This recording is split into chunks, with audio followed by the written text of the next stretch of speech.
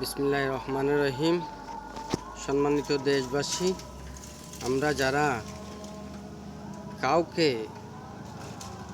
দেখি অন্যায় করে, তখন আমরা বলি সে অন্যায় করে, আমি করলে দোষ কোথায়।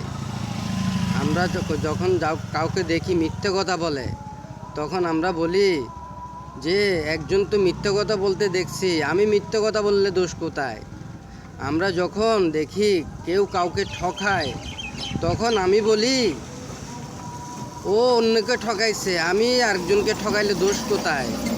আসলে ভাই জানেন কি, আমরা আগে ওকে অনুসরণ করব না, আমরা অনুসরণ করব আমাদের হৃদয়কে, আমাদের ইমানকে, আমাদের ধর্মকে।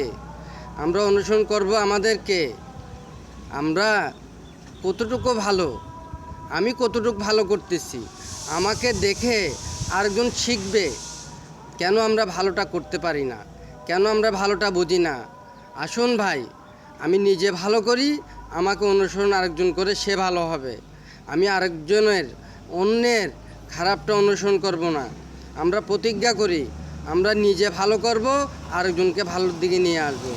আরেকজনের খারাপটা অনুসরণ না করে আরেকজনকে আমার ভালোটার দিকে আকৃষ্ট করি, তাহলে দেখবেন পৃথিবীটা অনেক ভালো।